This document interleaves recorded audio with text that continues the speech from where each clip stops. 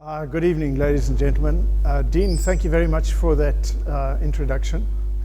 I don't want to spend time on me or preparing the talk, except to say that it's really difficult because there is so much, and it's rather like surfing a tsunami, because the volume of data and information, and every day there's new information. So let's start with the summary. First of all, the Earth is changing faster than it has for millions of years, around 14 million years. We're already at the hottest point for 14 million years. We've got about 10 years to save the Earth, after which changes will take place whatever we do. And that leaves about 30 years to catastrophe. Once we hit 3 degrees, the ecosystems will collapse. If we carry on with our current directions without making changes, and with politicians like Trump, we've probably got 80 years to the collapse of civilization. That sounds over the top, but that's actually what we're being warned of. And in fact, I would say that most of the models are underestimating how quickly things are changing. The current responses are entirely inadequate. Countries like the USA, Brazil, Australia, China, India, and of course South Africa are actually thumbing their noses at climate change. They're making no attempt to do anything. As a result, the Paris Agreement is failing, and coal use is both increasing and oil exploration is continuing. Recent newspaper report, South Africa, the moss gas people have tied up with the Russians to drill for more gas off moss gas. And other news report the other day was Standard Bank had funded the new gas field off Mozambique. So yay, we're going to release more hydrocarbons into the atmosphere. The thing is that everyone will be affected. It's from Donald Trump to the poorest migrant, and basically there will be no safe place on Earth. To stop it, we need a global revolution adopted by all human beings. That's quite a big ask. That's a very big ask. And it comes down to your faith in mankind. Can we make such a big change in such a short time? What it does mean, and that goes back to my title, is that the past is over. It doesn't really help to look at what happened in the past. It doesn't help to look at what the Egyptians did, because the future isn't what it used to be. And of all people, the insurance companies have adopted that model. The insurance companies have now chucked out their historic models, and they are now creating their new financial models based on what they think the future will be, because it's pointless looking to the past. And I think that's a very telling event. When insurance companies give up on their databases of events that happened in the past, that tells you that, well, the future isn't what it used to be. So some Earth history. The Earth formed around 4.5 billion years ago, and it took about 500 million years for life to form. And then we see some of life that we know, like cycads, developing about 280 million years ago. So I always love cycads because there they are, still successful and happy and used in botanical gardens. Modern sharks emerged about 155 million years ago, and I have a fossilized shark's tooth that I wear, and I always wonder, how many million years old is this? And it's in our short life of 80 or 90 years, you're wearing a shark's tooth that might be 1 or 2 or 10 million years old. It's a real interesting juxtaposition. Primates emerged about 85 million years ago, humanoid apes 10 million, and then modern man only about 200 million years ago. So in the total history of Earth, it's a very, very short time. And then agriculture is about 12,000 years old, and agriculture allowed us to then start creating city-states, and that then resulted in the political systems that we developed and civilization as we know it today. Right. Global warming revolves around industrial activities largely. So steam engines came around about 200 years ago, and that's when the Industrial Revolution kicked off. And the intriguing thing is some of these figures. 16 billion liters a day of oil. I don't think any of us can conceive of that. That's an awful lot of oil. And that's every day that we're burning. Coal use, 100 million tons a day. That's a staggering amount. China's burning half of it. The CO2 in the last 25 years has doubled, okay? Our output has doubled what went into the air before that. So the last 25 years, we've seen a massive acceleration in the burning of hydrocarbons and creation of greenhouse gases. So the CO2 levels have risen from around 270 in the 1800s. By the time I was at school in 1977, we were being taught that CO2 was at 300 ppm, and it's now up at 411. So in my career, it's gone from 300 to 411. That's pretty scary, and it's accelerating. Temperature increase since the 1800s is only 1.1 degree. We're on track now for between 2 and 3 degrees by 2050. So that's the scary part. Global temperatures have been the hottest in 14 million years in the last 19 years. And the hottest records that we have are in the last 19 years. So sea levels in the last 200 years have risen 800 millimeters. How high will they go? I'll look at that a bit later on. Extinction of species, those of you who are naturalists here, is a staggering extinction of species going on at the moment. And one of the hot spots where extinction is taking place fastest is in the fynbos in the Western Cape, which is one of the hot spots in the world. And massive numbers of fynbos animals, plants, insects are dying. So how long have we known that greenhouse gases were a problem? Well, it goes back to 1863, when John Tyndall pointed out that doubling CO2 would heat up the Earth. And then Arrhenius said that the Arctic would warm up if CO2 was doubled or tripled. Well, we've doubled it. So it was at 295 when he first said that. This bottom panel is the one that really freaks me. Lyndon B. Johnson, who took over from, as US president after John F. Kennedy was assassinated, he addressed the US Congress in 1965, and he had been given a report at the time by the Meteorological Service of the US, and one of the statements he made was that climate change would be deleterious to human beings, and that it would happen if we did not deal with greenhouse gases. So 1965 to now, what have we done? This is the famous J-curve, and there's the 300 that it was sitting around, and here we are at 2018, up at over 400. So that's the scary part. The simple fact is, in fact, greenhouse gases allow us to live. If we were on Mars, we would have a problem because Mars has a 1% of the Earth's atmosphere, and that's why it's so cold. Mars goes from plus a degree or two during the day to minus 80 every night. Minus 80. So I think that Elon Musk is going to be a bit uncomfortable.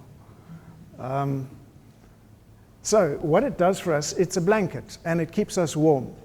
The problem is that we have about a 2-degree latitude in adjustment with the existing organisms on Earth. So if we get too much carbon dioxide, then the shortwave radiation coming, landing on the Earth, and being reflected as long-wave radiation is trapped. And it's a blanket effect. And we use that for greenhouses, and it happens in motor cars. This is just warning people that In 60 minutes, the temperature would go from 80 to 123 in a motor car, and that's basically the greenhouse effect. That's what's doing it. Our use of hydrocarbons, and we're pretty good at using hydrocarbons. What about coal? Coal generates 37% of the world's energy, and China's burning 51%, India 9%, and South Africa 2%. South Africa is number 6 in the world for exports of coal. Pretty scary, and it's very scary when the Minister of Energy this year, just recently, says coal is king. Like there isn't anything called climate change, and we don't have to stick to the Paris Agreement. It's pretty scary. That's a Chinese coal-fired power station. At one stage, 3 years ago, they were building a new power station every week. They were commissioning a new power station every week. Now that's allowed China to draw millions of people out of poverty into a middle-class existence. But the cost is that they're burning half the world's coal. South Africa, has just spent 400 billion, and we haven't stopped spending on Medupi and Kusile coal-fired power stations. It's a new technology. It's not working very well. They haven't commissioned the whole of these stations. And it's already obsolete, and it hasn't even been commissioned. What if we had commissioned solar or wind power?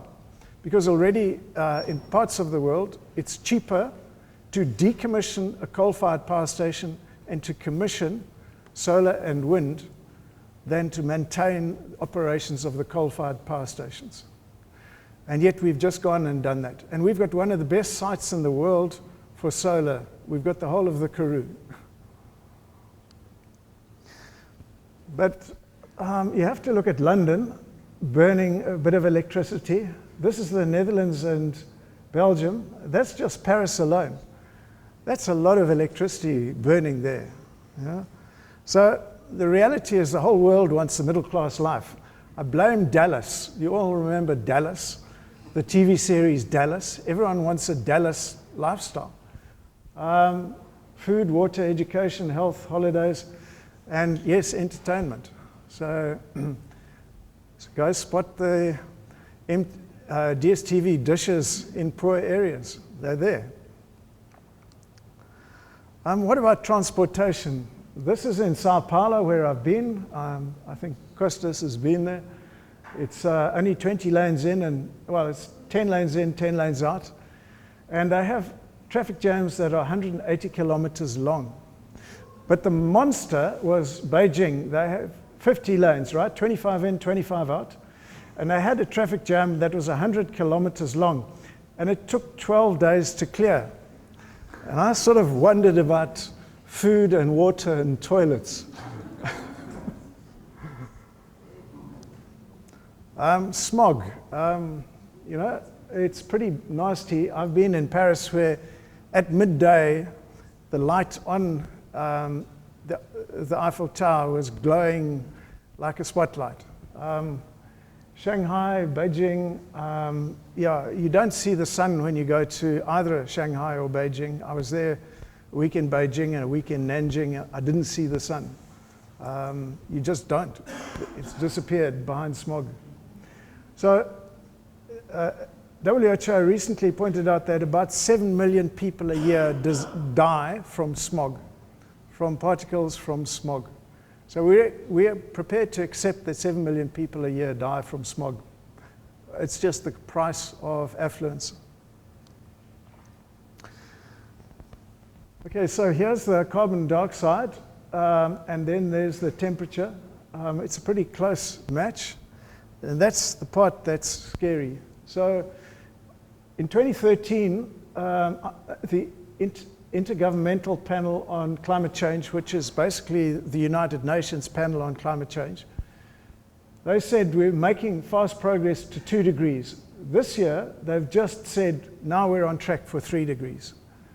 The Paris Agreement said we have to stay under 1.5, because anything over 1.5 is catastrophic. Well, IPCC's current prediction is 3. So where does the heat go? Well, 90% of extra heat goes into the seas, and they are warming quite dramatically.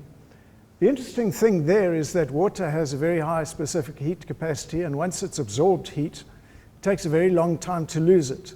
So it's about 200 to 300 years. Even if we stopped everything now, it would still take the seas 200 to 300 years to cool down.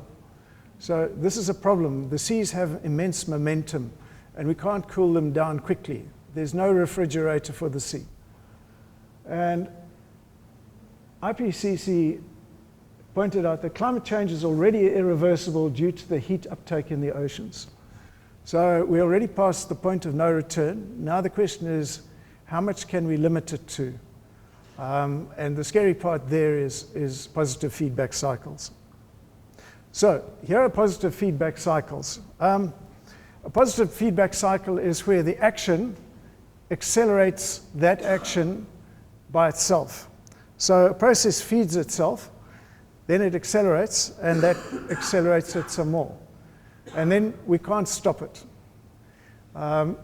Most of biology operates because of negative feedback systems, and that allows a system to slow down automatically. But unfortunately, we're looking here at positive feedback cycles that will get faster. So just a few of them, there are more, but just the first one is that with more global heat, we get more water evaporation, and that's more water vapor into the air. And the problem with that is that water vapor is very efficient at trapping heat. It's capable of doubling the heat retention. The second thing is the albedo effect, and that is that our poles are white and they reflect light. And the problem is once they melt and we're left with the sea and the rocks, we don't get that reflection anymore. Then you get forest fires and peat fires. They deposit soot on the ice, and that increases heating, and that melts the ice even faster, and that increases the heat effect. The one that a lot of people are now terrified of is permafrost.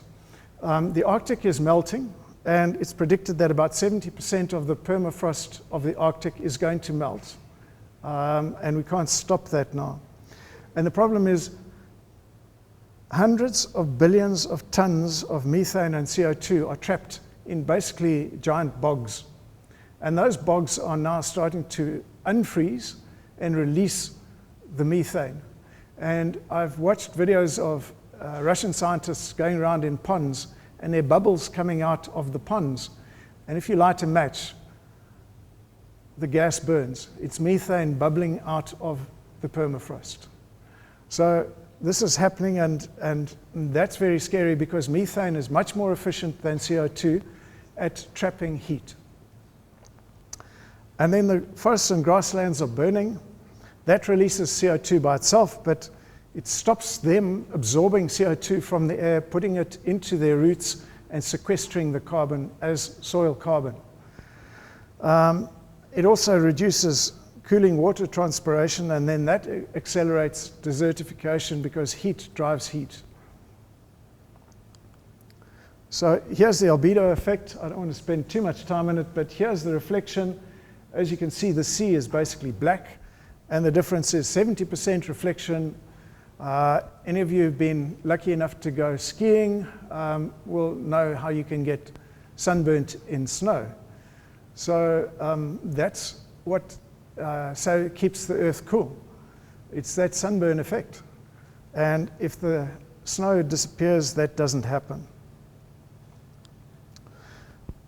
So the other ice that's melting is the glaciers. So this is one particular glacier in Alaska. That's what it used to look like in 1941. As you can see, it's quite far back, but it's also diminished in thickness. And that's all adding water to the seas.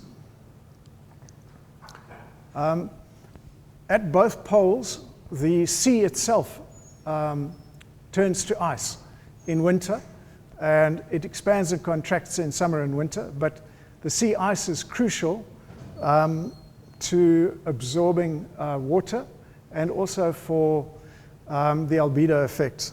And the problem is that there's less and less sea ice. So that you can see from the graph how the sea ice is diminishing. One of the results of that, there are two causes of the seas rising. One is that warm water expands relative to cold water. And then the second one is simply more water. And we're now at about 800 millimeters higher than we used to be. And that's not a catastrophic rise yet, but it's an indicator of where we're going. Where will we get to? Well, estimates are that we'll get to 1.5 meters by 2030, 3 meters by 2050, 25 meters by 2100. And the point at where all the polar ice, both in the Antarctica and the Arctic, melt, that will raise the sea levels by 70 meters. And that's an easy calculation because we know how much ice is there. So once that happens, the world's seas rise 70 meters.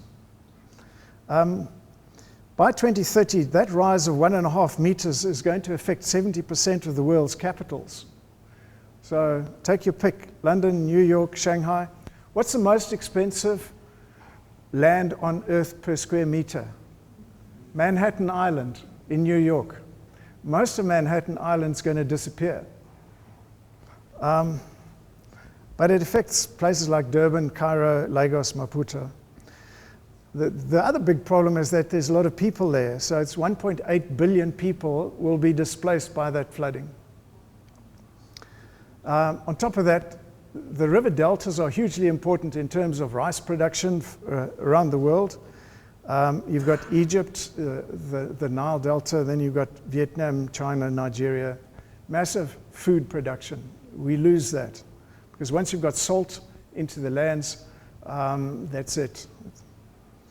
A very scary report came out in September that the coastal regions of the world will experience a 1 in 100-year storm every 1 or 2 years. Okay, it used to be 1 in 100 years. So one of the concepts I'd like to share with you is that, you know, the tornado we got the other day, the hurricane that we got, the ice, these are normal phenomena. It's just the frequency and the magnitude with which they occur. That's going to be the difference. So in our experiences, that's going to be the problem. Not so much that droughts or floods didn't occur before, they did. It's the frequency and the magnitude that we're going to have to live with. So this is November in Venice, 1.87 meters. It's destroyed a lot of Venice. Venice has the problem that it's sinking as well, but yeah, it's pretty devastating. This is Miami. I mean, is that a dumb city or what? Really, the architects are crazy. 1.5 meters, what's that going to do to Miami? This is New Orleans. New Orleans has the problem of being at the mouth of the Mississippi and having the ocean there. Now, the Mississippi drains 40% of the USA. So we're going to get more rain falling on the USA. So the Mississippi will flood more frequently.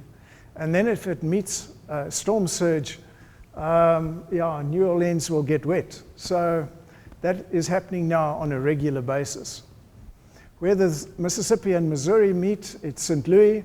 Again, that's getting flooded more and more frequently. Lagos is routinely flooded, but this is the UK, and as you can see, a lot of London gets flooded, but an awful lot of Essex and those areas get flooded as well. They just go underwater. But hang on, what about Belgium and the Netherlands? Not good to have a cottage there. But the really bad place to settle is Jakarta. This is Jakarta. It's sinking. Okay, as a city, it's sinking. And it's below the sea now.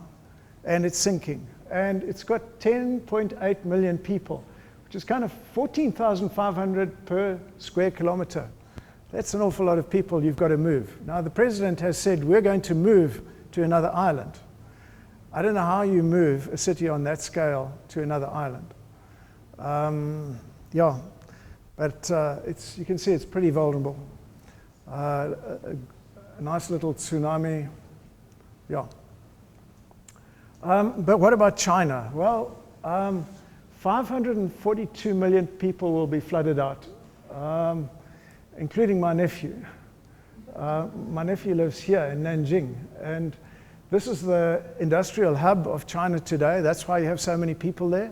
It's almost, it's getting close to half of China's population. But as you can see, an awful lot of it disappears under the sea, including Nanjing. So pretty scary if you're in southern China.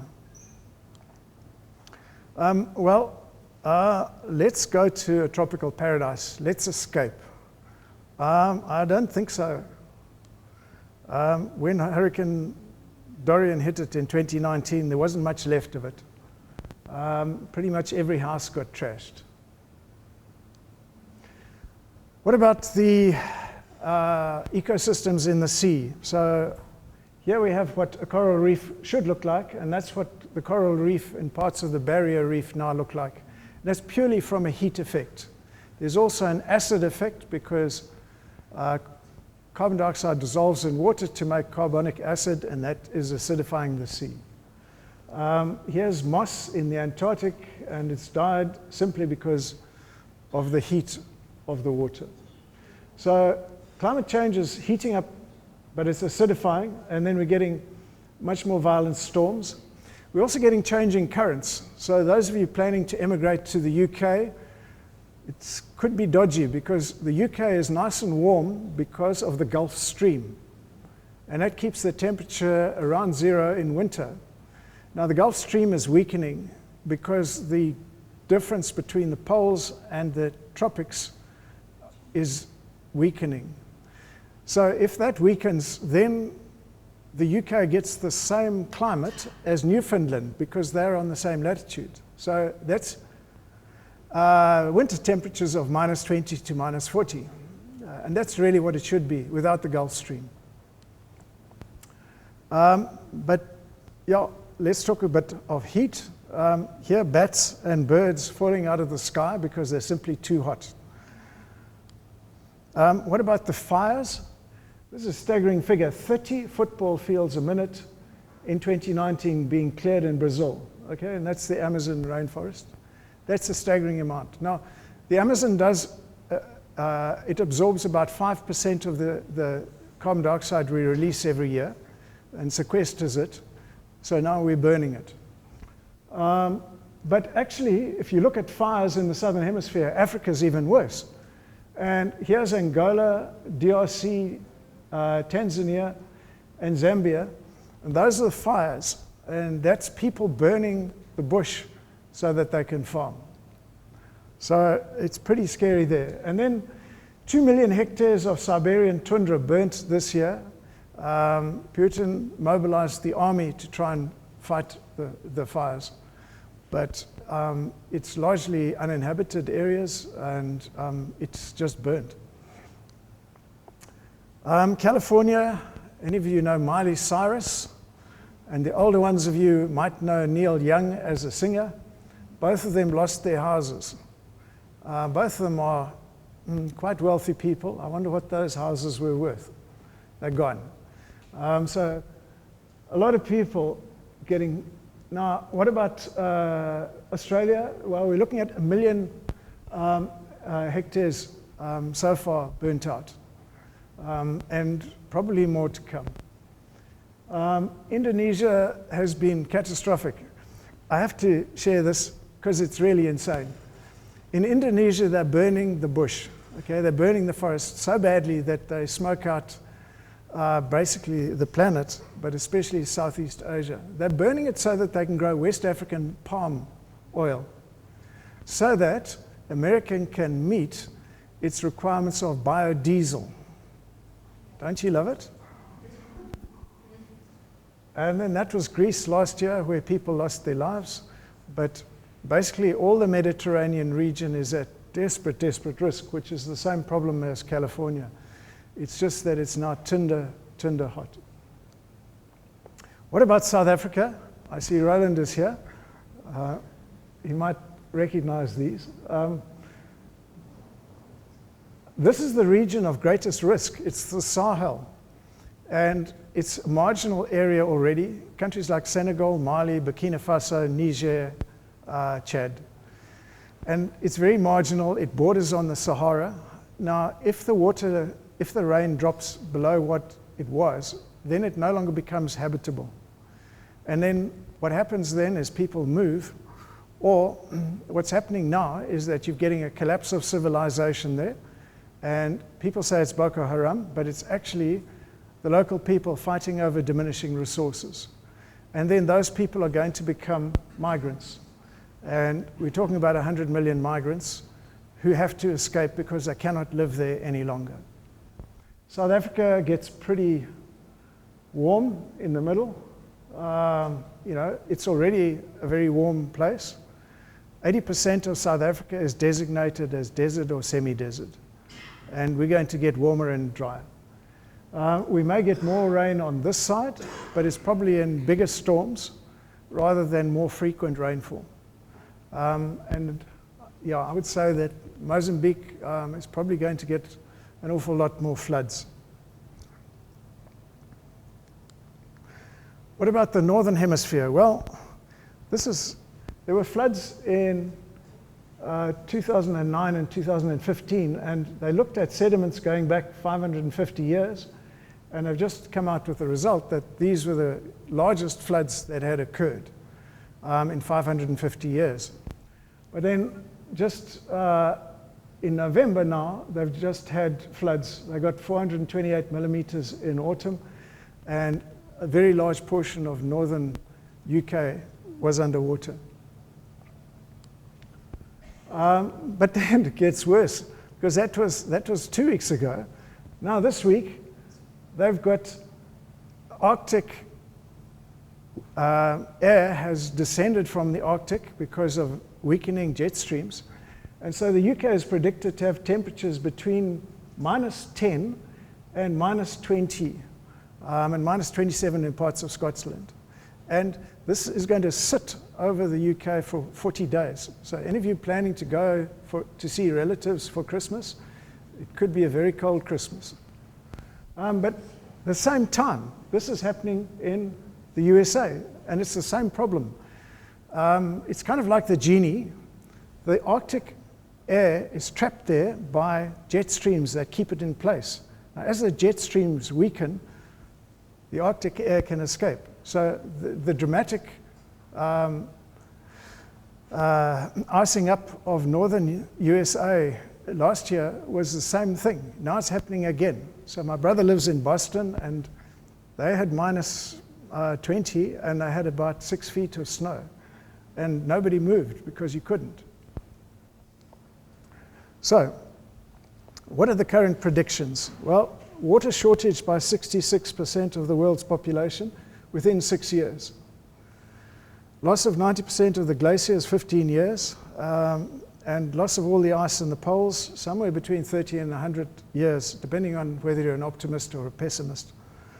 The sea rise, we've discussed. The Sahel zone, we perhaps got 15 years, but already if you start reading the newspapers and start reading the political commentaries, you can see that those Sahel countries are already starting to collapse. What about the ecosystems? If we get a 3-degree rise by 2030, then we'll start to see collapse. The extinction of so many millions of organisms on Earth is the indicator of the collapse of the ecosystem. So the hotspot ecosystem that we have in this country is the fynbos. We have unprecedented death of fynbos organisms. The UN predicts 800 to 1 billion climate migrants within 30 years. That's a staggering figure. 1 million Syrians managed to destabilize the whole of Europe, and under 1 million migrants from South America destabilized America and had Trump wanting to build a wall. What is 100, 500, 800 million migrants going to do to the world and the world economy and the world politics? Can our systems survive? What is civilization? How fragile is it? And when you have that number of migrants impacting on our systems, can they survive?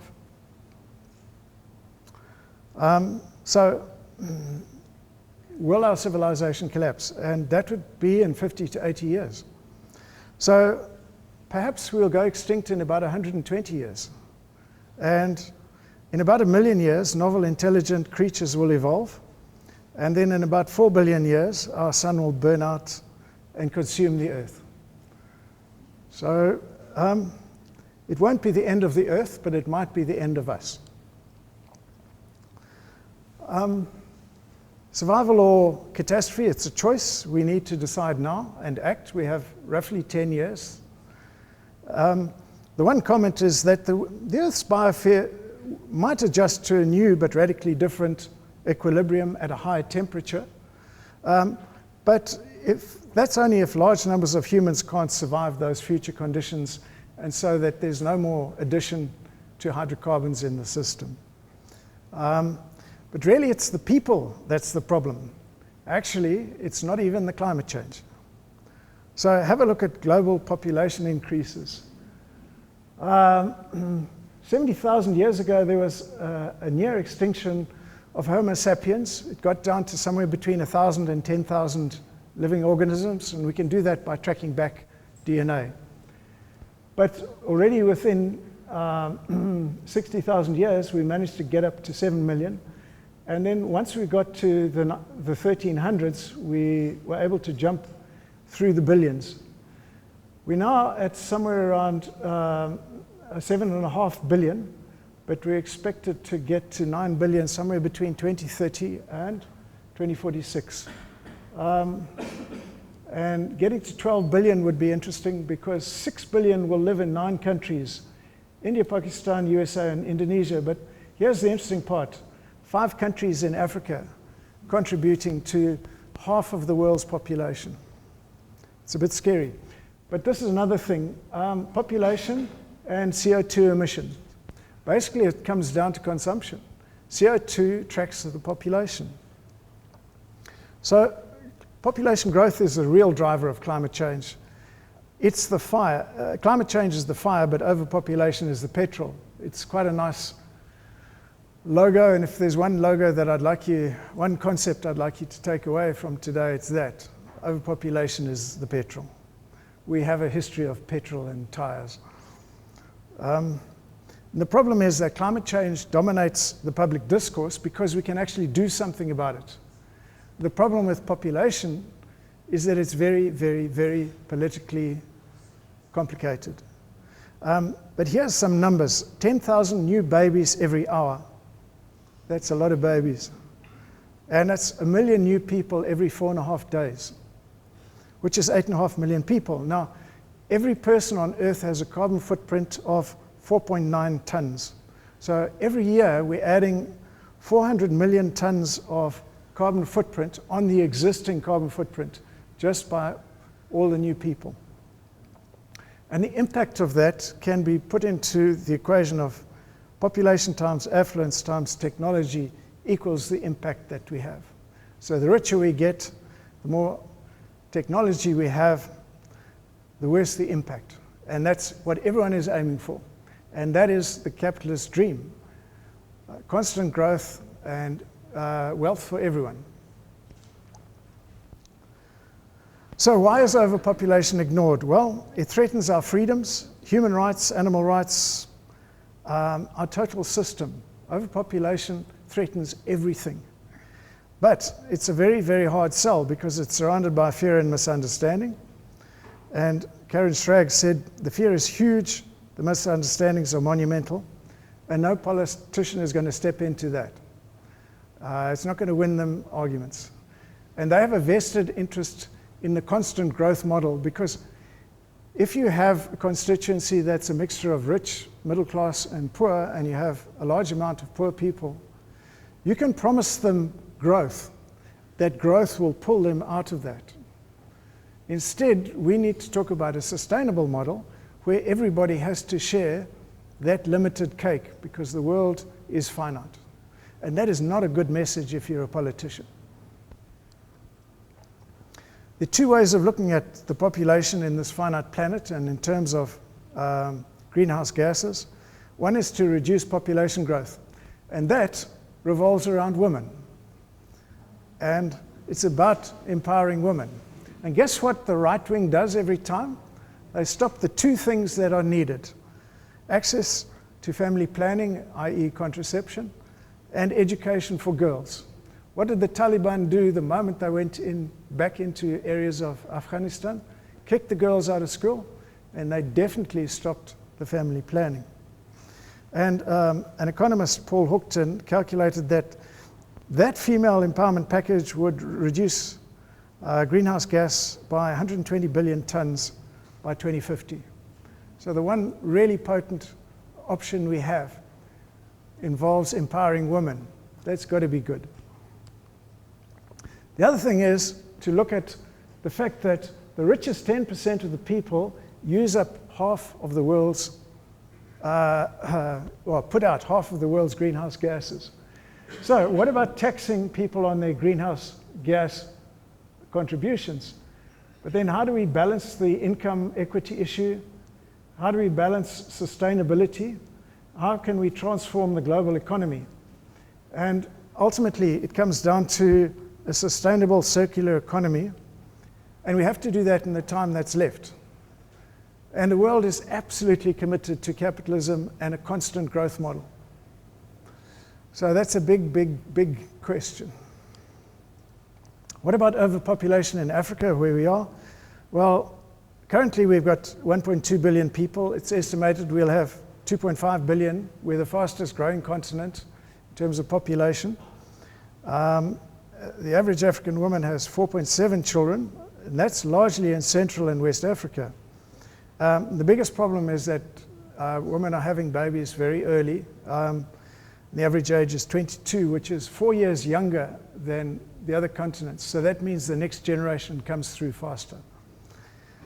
And the adolescent birth rate is, so teenagers having babies, 3 times the global average.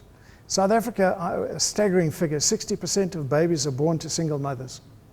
And 100,000 babies were born to teenagers in 2017. That's a pretty staggering figure. So the issue of contraception, well, it's very little available in Central and West Africa. Coercion has been tried in China, and as you know, that gave a complete distortion and basically a lot of dead babies. Incentives have been tried in terms of financial incentives. That also creates ethical issues. And an interesting thing is that the key determinant of the age of pregnancy is education for girls. So that's the key.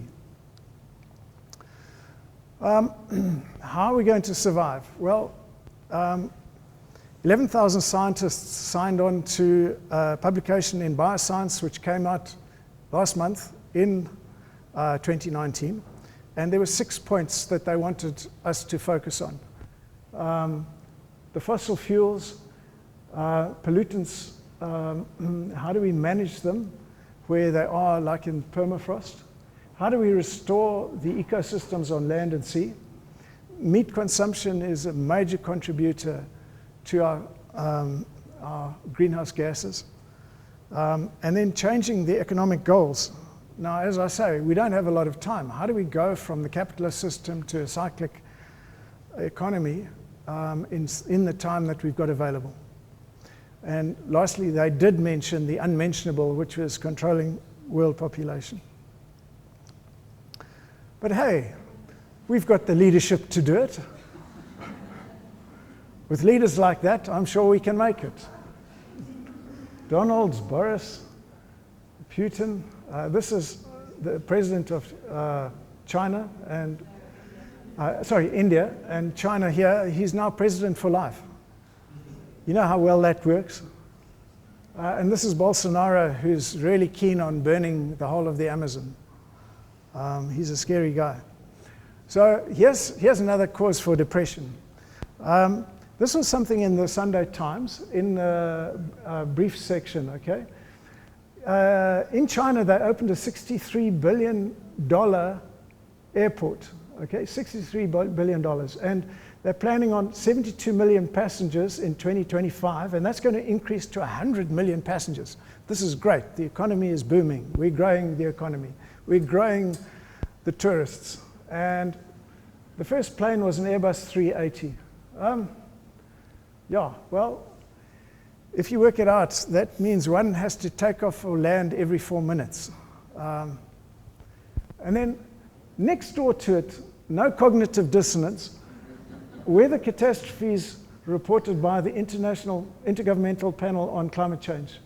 By 2050, once in a century, catastrophes occur every year, even with reducing greenhouse gas, and 1 billion people will be subject to the effects of that. So, voila, voila. No cognitive dissonance there at all. You know, what are we doing? So here's a nice concept as well, learned helplessness. The more you learn, the more helpless you feel. Okay, and it's actually now a recognized psychological condition, because as you learn more and you start to see more and your eyes are open and you're woke, you suddenly see this endless torrent of evidence that climate change is upon us, and it is changing, and it's already having impacts on all sorts of things that you didn't think it would impact on, but it's there. And you start making the connections. And then that starts creating cycles in your head. And it's really hard to hold on to it. But to do nothing is the true doctrine of despair. And it's kind of like being the pilot on a jumbo jet when your engines fail. If you give up at that point, well, you're definitely going to die. You try. And it's those of you who watch those air crash disasters on National Geographic, sometimes the pilots get lucky and they get the engine started. Sometimes they don't. So are we going to start the engines? The head of the aquarium down in Durban wrote this in his annual report. The looming environmental catastrophe is such a complex crisis that many people feel overwhelmed, and they abdicate responsibility for having any part of its solution. And I thought that was an incredibly sound analysis of what it feels like to know and understand it. And we just can't afford to lose people at that role. And really, it's scientists doing these things that is the critical role. So as scientists, we have a critical role in society to play. I just want to suggest for you, you just have to Google for Australian climate scientists, basically climate scientists fear and future. If you Google that, you'll find a really good YouTube program. It's a film on 4 climate scientists talking about the psychological space of knowing and working with this data every day, and just how hard it is, and how all of them are trying to make plans. Where do they go? What do they do with their children? Where will they be safe? And will there be anywhere that's safe? What about hope? You know, hope is good. It releases the power of people. We can regulate, we can divest, stop funding Exxon, and we can change consumer choices and we can have public protests. So here's Greta Thunberg, who's done a great thing. I have to have hope because cigarette smoking used to be sexy and everywhere, and now it's gone. Okay. I did something when I was a student on the SRC, probably the only good thing I did. I did a survey and I asked if people wanted smoking banned in exams. And the unanimous decision was yes, we wanted banned. So in 1978, smoking was banned from exams at this university, and I did it. Lead got banned in petrol. Now, lead is one of those other wonderful cases of misinformation and denialism and lies. We knew when lead went into petrol that it was going to cause brain damage. We knew that lead did that to people.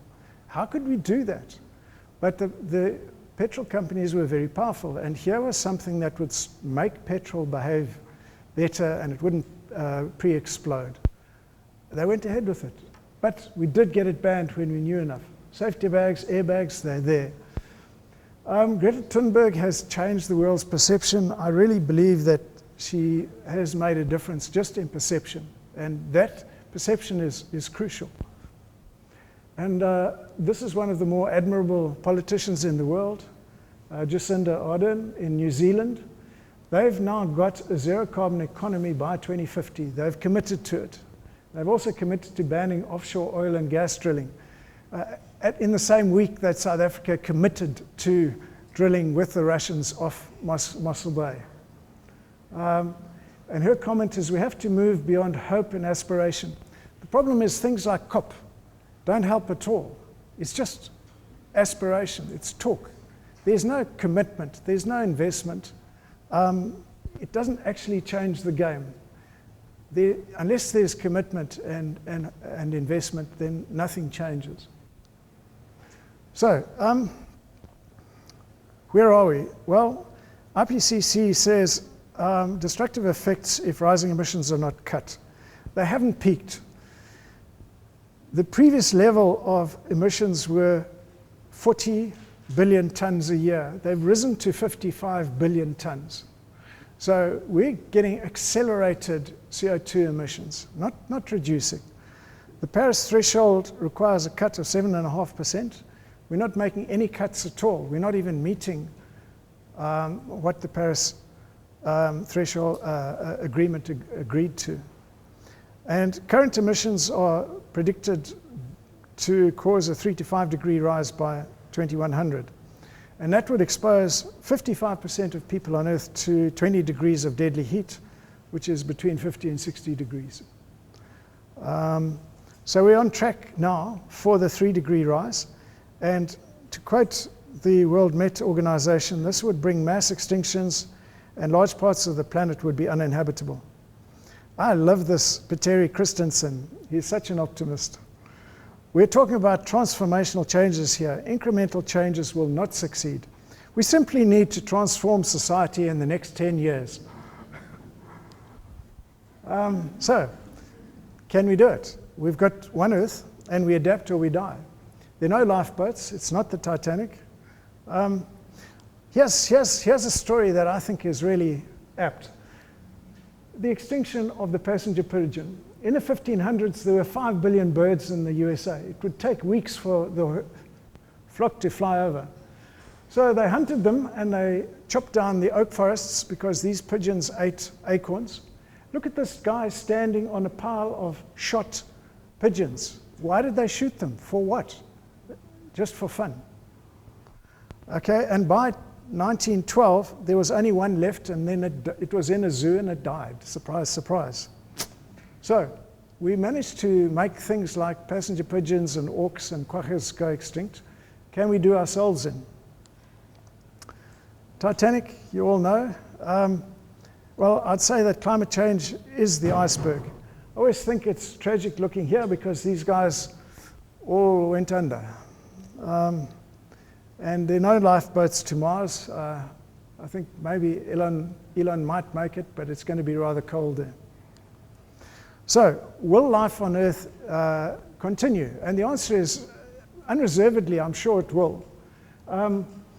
They took bacillus spores from North African soils and they heated them up to 300 degrees and 90% survived. And then they took some more and they heated it up to 420 degrees. And 40% of them survived. Now, a bacillus is a perfectly living, it's a perfect bacterium. From that, you can get multicellular life. Just take 1 million years or so, and you'll get all sorts of life from that. But down deep in the sea, you've got those volcanic vents. And there you've got entire ecosystems living on chemolithotrophy, where the bacteria feed on chemical reactions, not on organic life. And then you've got an entire ecosystem revolving on that, starfish, crabs, shrimps. And I'm sure there would be a way that those organisms would escape and start life again on the Earth. So this is kind of, the meek shall inherit the Earth. And I wondered if this is what the meek shall look like. Thank you.